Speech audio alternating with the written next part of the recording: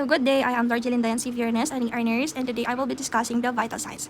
So this is one of the most important foundations in patient assessment. Vital signs help us identify the early changes in the patient's condition, allowing nurses to provide timely and safe interventions. So by the end of this discussion, you will understand the normal values, its significance, and proper assessment of these vital signs. So ito yung pinaka-basic yet most important objective data sa patient assessment dahil nire-reflect nito yung physiological function ng heart natin, ng lungs, and the thermoregulatory status. So ito yung indikasyon kung nagde-deteriorate or nag-stable ba yung patient natin. Ginagamit din to for the baseline assessment, ma-detect yung mga abnormalities, and ma-monitor natin yung response sa treatment. So dito, vital signs often change before visible clinical deterioration occur, making them essential in early intervention in patient safety. As a nurse, mas gusto natin ma-prevent than to cure. So, for the clinical scenario, we have a 24-year-old male patient walks into the ER. After saying he suddenly feels weak and dizzy, conscious siya and kaya niya magsalita. So, for the initial assessment, we have temperature 38.9, pulse rate 126 beats per minute, respiratory rate 30 breaths per minute, blood pressure 88 over 60 mm per mercury, and oxygen saturation 91%. So at first glance, kita mo si patient talking, awake. So for the questions, would you consider this patient stable or unstable? Which vital signs concerns you the most? Ano yung possible condition na na-experience ni patient at the moment? And if you were the nurse on duty, ano yung magiging priority action mo? So before that, let's dive into the scenario. So dito as future nurses, itong sitwasyon na to, yan yung lagi nating ma-encounter. Sometimes, okay yung patient, pero yung vital signs niya, makikita natin na the body is beginning to fail. That is why, dapat alam natin na yung vital signs is not simply i-memorize mo lang yung normal value. It is about ma-recognize mo kung ano ba yung mga early signs na pumapangit yung kondisyon ng pasyente. And as a nurse, as a future nurse, kailangan dito mo may apply yung critical thinking mo and paano ka mag-respond before the patient becomes critically unstable. So today, discuss natin ng importance, how nurses use them to identify patient condition and to prioritize care and especially to save lives. Ito is vital signs is an objective measurement para ma-assess natin yung physiological functions and overall health status. So, ito yung mga important information about sa heart, sa lungs, and the thermoregulatory stability. And vital signs are essential para ma-establish natin yung baseline data o dito tayo magde-base ano na yung progress ni patient, condition niya, ma-detect yung early signs, ma-monitor yung response, and mag-guide tayo ano ba yung pinaka-immediate priority nursing action or interventions. So we have the 4 primary vital signs: temperature, pulse rate, respiration, and blood pressure, as well as the oxygen saturation and the pain scale. So each vital sign reflects a specific body function. Kaya nga ganun siya ka-importante sa assessment natin. Temperature, nire-reflect niya yung heat regulation. Pulse, nire-reflect yung heart. Respiratory, nire-reflect yung oxygen and paghinga. Blood pressure, nire-reflect yung perfusion and circulatory status. So dito, clinical importance natin is that abnormal vital signs may indicate infection, respiratory distress, shock, bleeding, or other life-threatening conditions. Thus, nurses must assess vital signs accurately and interpret them collectively rather than individual. So hindi kasi yan numbers para i-document lang natin. It is an early indicators ng patient. So patient yung hinahawakan natin dito. So for the common medical terms na related sa vital signs na dapat alam ng isang student nurse or future nurse, we have cardiac for heart, respiratory for paghingain sa lungs, perfusion is kung paano ba dinideliver yung oxygenated blood papunta sa body tissues, oxygenation, paano ba sinusupply yung oxygen sa katawan, homeostasis, ano yung abilidad ng katawan natin para ma-maintain yung internal balance niya. Temperature, fever means mataas ang temperature, possible sa mga causes. Hyperthermia, hyper means mataas, thermia means temperature, so there is an extremely high body temperature dahil may failure sa heat regulation. So, hindi niya ma-maintain sa normal range. Why? Because may mga causes. Hypothermia, abnormally low body temperature, and afebrile means walang fever. Pag may add sa may, before the word febrile, it means wala. Afebrile, walang fever. Febrile, may fever. So, for the pulse and cardiac terms, tachycardia, mataas ang heart rate. Brady, mababa. Arrhythmia means there is an irregular heart rhythm. Rhythm means may rhythm siya, right? Like, rhythm, but arrhythmia, ibig sabihin wala siyang rhythm, wala siyang regular rhythm na sinasunod. That is why arrhythmia yung tinawag sa kanya. Palpitation, aware yung pasyente mo na mataas yung heart rate niya. Cardiac output, gano'n ba kadaming blood yung pinapump ni heart in a minute. Hypovolemia, ito yung pagbagsak, hypovolemia, pagbagsak ng volume or blood volume sa katawan. Respiratory terms, we have tachypnea, mabilis ang paghinga. Brady, mababa ang paghinga. Dyspnea, hirap huminga. Apnea, hindi humihinga. Hypoxia, kulang yung oxygen supply dun sa tissue. Hypo means mababa. XIA means the tissue. Hypoxemia, ito naman is mababa ang oxygen level sa blood. Hypo means mababa, oxy means the oxygen, and emia means the blood. So there is a low oxygen level in the blood. Cyanosis, it is the bluish discoloration kapag bumabagsak ang oxygen. Accessory muscle use, ito yung paggamit ng neck and chest muscles kapag hirap na huminga. That is why there is chest retraction and abdominal retraction. Madalas nakikita yan sa bata. Pag yung tiyan ng bata, parang pumapasok pa loob to the chest, that is what we call retractions. Blood pressure naman, Hypertension means there is an elevated blood pressure. Vice versa is yung hypotension, bagsak. Systolic and diastolic pressure, ito yung pressure during contraction, pag-pump ni heart, and pag-relax ni heart. So specifically, the ventricles. Shock naman, nangyayari ang word na shock kapag nagkakaroon ng inadequate tissue perfusion. Ibig sabihin, kulang yung oxygen na natatanggap ng tissue. Kaya, nagde-deteriorate siya. Hemorrhage naman, it is an excessive bleeding or sobrang pagdudugo. Oxygen saturation, so SpO2 is the peripheral oxygen saturation na nami-measure using the pulse oximeter or yung maliit na device. And the saturation, ito yung pagbagsak ng oxygen saturation level. Respiratory distress, ito yung hirap yung isang pasyente na ma-maintain yung adequate breathing niya. So for the clinical assessment terms, we have the word baseline data. Ito yung initial patient data used for comparison. Ito yung first na vital signs niya. Dito may ko-compare kung gumaganda ba yung progress niya o mas nagiging unstable. Excuse me. So, compensatory mechanism. Ito naman, yung response ng katawan natin para ma-maintain yung stability. So, dito sa compensatory mechanism, we have the organs. So, itong organs na to, like vital organs like heart and lungs, kapag may problem sa katawan, ito yung nagko-compensate, as well as the brain, yung mga organs natin. So, that is what we call compensatory mechanism. Clinical deterioration, ito yung pagpangit ng kondisyon ng pasyente. And the word early warning signs, ito yung initial indicator kung stable or unstable ba si patient. So, understanding medical terminology, dito mo matututunan as nurses paano mo interpret yung patient's conditions more accurately and dito mo mas strengthen yung clinical communication. So, hindi mo na sasabihin, Doc, bumibilis ang paghinga ni patient. Pwede mo na sabihin, Doc, takipnik si patient. That is why. So, ito yung mga possible causes ng tachycardia, bradycardia, hypertension, and hypotension. So, also the tachypnea and the hypoxia. So, let's start with the first vital sign, body temperature. Ito yung balance between heat production, pag-produce ng heat ni katawan, and heat loss in the body, pag-loss ng heat ng katawan natin. So, we have that normal range, 36.5 to 37.5. So, ito yung mga sites, oral, axillary, tympanic, rectal, and other. So, the rectal is the most accurate core temperature. So, core temperature nasa loob. And ang common na ginagamit is the axillary. Tympanic, kasing accurate din yan ng core temperature, but nandito siya sa superficial. Yan. So, fever indicates infection, inflammation, or sepsis risk. And hypothermia indicates shock, exposure, or metabolic failure. So dito, ang pinaka-basic na dapat mong malaman sa body temperature is nagkakaroon ba ng hyperthermia or hypothermia? Or normal ba yung value ng temperature na vital signs ni patient? Yan pala yung pinaka-basic na dapat mo. And susunod na dyan yung mga causes. So example, a 65-year-old patient arrives with fever of 39.2, tachycardia, and hypotension. So anong kondisyon yung isa-suspect mo? So as a competent nurse, alam mo na probable may possible sepsis or possible infection na nangyayari. Example, kung paano nag-compensate yung katawan natin. So, kung possible may sepsis or infection, ibig sabihin may lalaban ng bacteria or virus yung katawan natin. So, kung lalaban yung katawan natin, bibilis yung metabolic rate niyan kasi kailangan ng immune system lumaban. However, dahil yung immune system natin, binibilisan yung metabolic rate, mas kailangan nila ng oxygen to function. So, sino ba yung nagbibigay ng oxygen sa katawan? Diba? Ang nagbibigay nun is the heart. Pinapump niya yung oxygenated blood papunta sa circulatory system. So, si heart, magpapump siya na, kailangan ako or kailangan ng oxygen ng mas madaming oxygen ng katawan. That is why magpapump ako ng magpapump. Yun ang sabi ni heart. And then for the hypotension, bakit naman nagkakaroon ng pagbagsak or pagbaba ng blood pressure? Since si heart ay nagpapump ng more blood, nagko-compensate si blood pressure by dilating or mas niluluwagan niya yung ugat sa katawan. Kung niluwagan ba niya yung ugat sa katawan, mas madaming volume na papasok ng blood papunta dun sa site kung saan mayroong infection. Thus, masusupplyan ng oxygen yung immune system natin. So yes, ganun yung nangyayari. And that is why nagkakaroon tayo ng tachycardic and ng hypotension. So yung blood pressure, depende yan kung ano yung compensation na gagawin niya. So that is why dun ka mag-guide kung paano mo i-recognize yung possible sepsis early. Next, number 2 is the pulse rate. So, pulse is the palpable arterial expansion due to ventricular contraction. So, ang normal range niyan is nag-range ng 60 to 100 beats per minute. Ina-assess natin dyan yung rate, rhythm, volume, and equality. Rate, gano'n ba siya kabilis? Rhythm, kung yung gap ba niya, bawat rate is nasusunod. Volume, kung gano'n kadami, and equality. Yan. So, common sites is the radial artery, which is yung nasa kamay, malapit sa thumb. Ito, dito yung routinary assessment.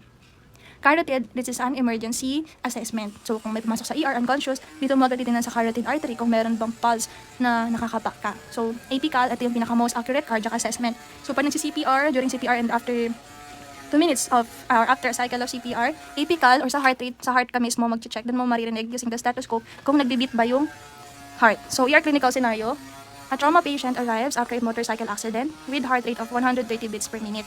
And weak thready pulse. Ibig sabihin, yung weak thready pulse, parang sinulad na lang yung pagpulso niya kasi hindi mo na ganun makapa. Yan. So, question. What does the pulse quality suggest about the patient's circulatory status? Anong possible compensatory mechanism ng katawan? So, kung si heart, nagpapump na naman siya ng mas madami than usual. Pero yung blood pressure mo, himahina pa din. So, may causes yan. Possible. For example, is hemorrhage. May pagdurugo or active bleeding. Example, a gunshot. Ganyan. So, dyan pa lang makikita mo na or madedetect mo na yung early signs. Respiration, ito naman yung process kung saan yung oxygen intake and carbon dioxide elimination happens. So, kung paano ba nag-ventilate, paano nag-inhale, paano nag-exhale.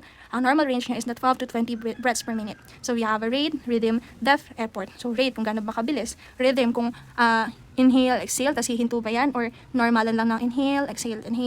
So, depende. Depth naman kung gaano kalalim yung paghinga niya or gaano ka-shallow. Effort kung sobrang gumagamit ba siya ng accessory muscles to breathe. Yan. So, abnormal patterns, tachypnea, bradypnea, dyspnea. So, example dito sa tachypnea. Bakit nagkakaroon ng tachypnea kapag may infection? From kanina, sa fever, nagkakaroon din yan ng tachypnea kasi why? Diba mataas yung, or nag-speed up yung metabolic rate ng immune system sa katawan, so mas kailangan nila ng oxygen. Ang compensatory mechanism ni lungs is mag-inhale pa siya ng more oxygen para makapag-supply or maibigay niya kay lungs yung blood. And then, maibigay or ma-deliver ni blood through circulatory system yung oxygen. That is where nagkakaroon ng tachypnea. Bradypnea, CNS depression or drug effects. Possible, pwedeng bumaba yung paghinga ng isang tao kapag may binigay kang medications. Example na to is magnesium sulfate. Nade-depress niya yung certain parts ng brain natin, specifically yung nagpa-function for breathing, na ma-depress kapag nagkakaroon ng toxicity. So, doon pa lang, balik tayo sa basic, makikita mo abnormal yung respiratory rate niya. So, doon pa lang i-indicate mo na yung early signs. That is why. So, for the clinical scenario, example, yung patient may asthma, may respiratory rate ng 32, may wheezes, and uses of accessory muscles. So, what does increased respiratory effort indicate? So, bakit ba? Mas humihinga siya ng madami. Dahil ba hirap siya huminga or tingin niya kulang yung oxygen na pumapasok sa katawan niya? So, what is your immediate priority assessment and intervention focus? Saan ka magpo-focus? Sa heart rate ba? Sa respiratory rate? Oxygen? Anong intervention yung gagawin mo? Diyan papasok yung priority action through recognition of early signs. Next is the blood pressure. Ito yung force of circulating blood against arterial walls. So, normal range natin, 90 to 60 to 120/80. So, yan yung normal range sa adult. Pero, it depends kung ang hawak mo is pediatric or geriatric, you can dive more dyan. So, components na to is the systolic and diastolic. Systolic is the ventricular contraction, kung kailan or kung gaano kadaming contractions yung ginagawa ni ventricle. Diastolic is kung gaano kadaming relaxation yung ginagawa ni ventricle. Ganun lang yun. And then, for the clinical interpretation, bakit ba nagkakaroon ng hypertension? Possible, may cardiovascular risk siya. Example, madami siyang cholesterol na nakapaligid sa ugat niya. And then, thus, sumisikip yung daanan nun. Kaya nagkakaroon ng high blood. Pwede. So, sa hypotension, possible, nagkakaroon ng bleeding or dehydration. Kulang sa water volume, kulang sa blood volume. Kaya nagkakaroon ng pagbagsak ng blood pressure.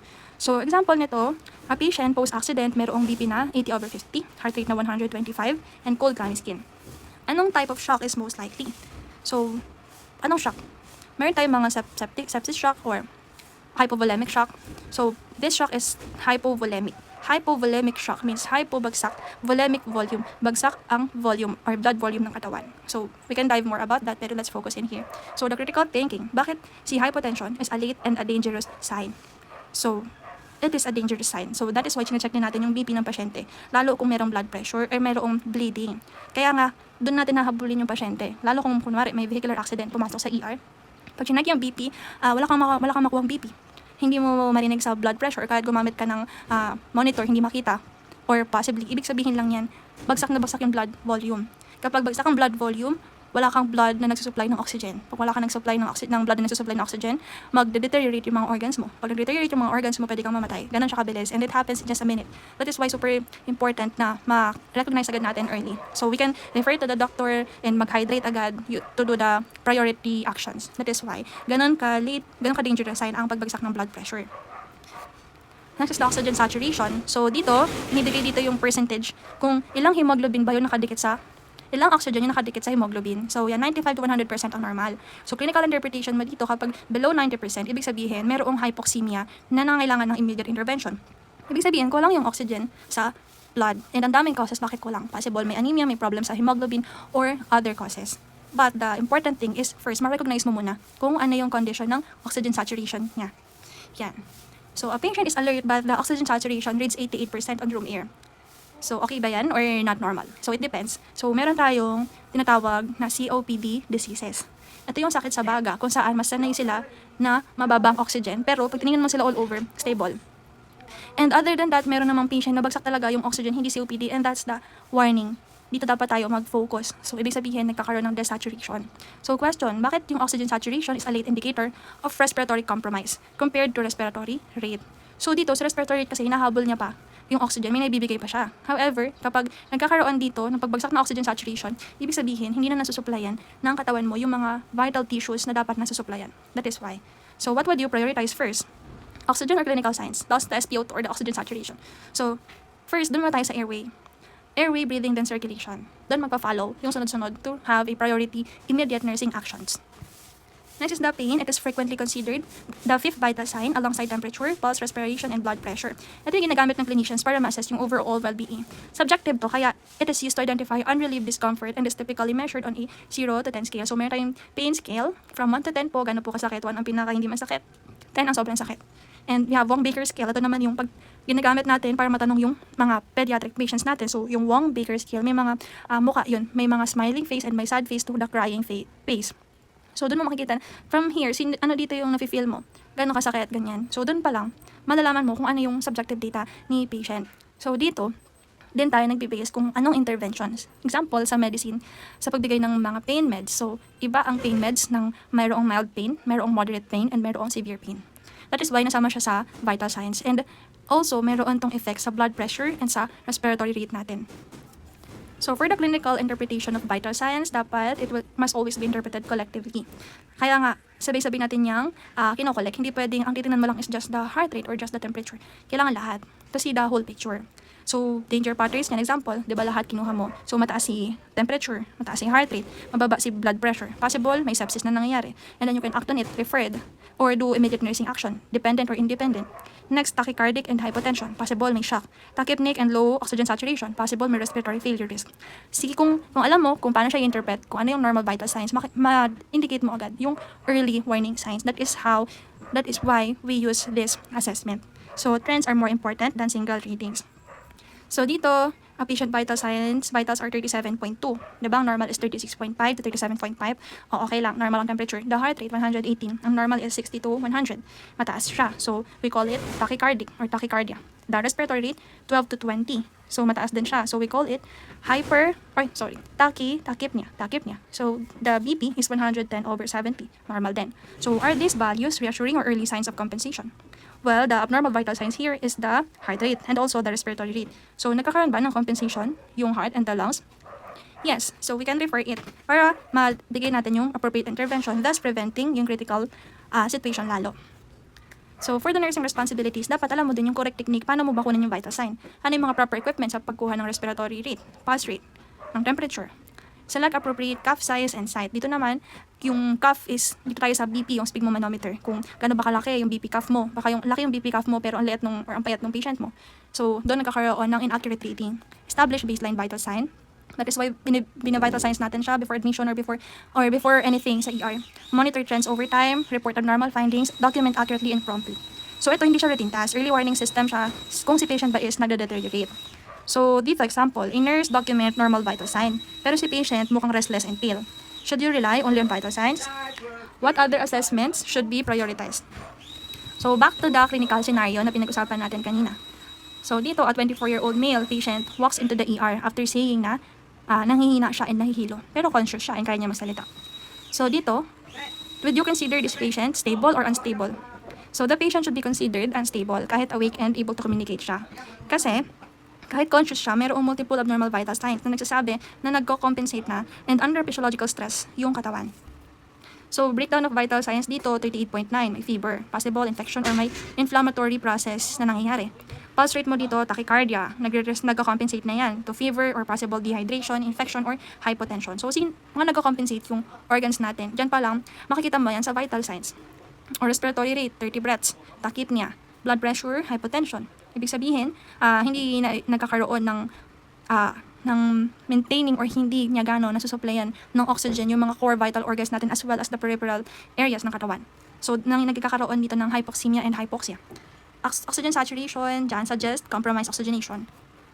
So, dito, sino ang pinaka-sensitive sa oxygen na pag bumagsak ng kaunti oxygen mo, mag-react agad siya? It is the brain.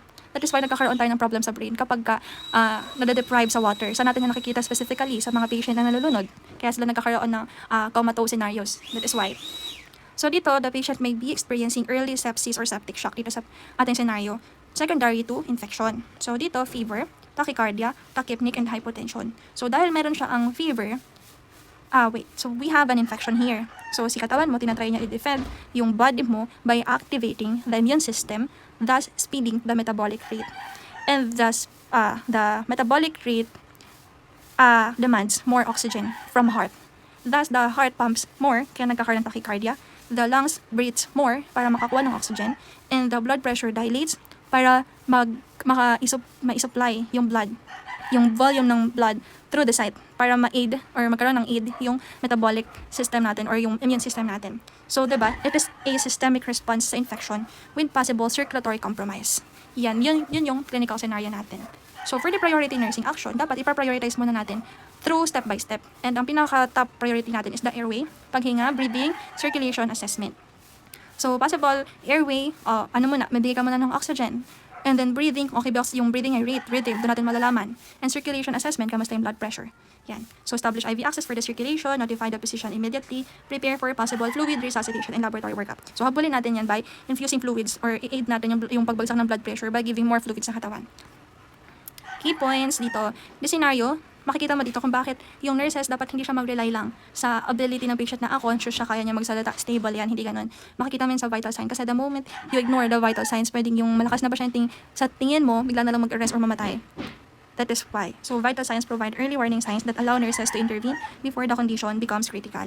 So, ito yung monitor, detect niya yung patient deterioration before the eyes can visibly recognize it sometimes. That is why accurate assessment and interpretation of vital signs are essential responsibilities of every nurse. So, for the conclusion, vital signs are fundamental to nursing assessment and patient safety. And it is not just numbers, they are the patient's first language of distress. So, thank you for listening.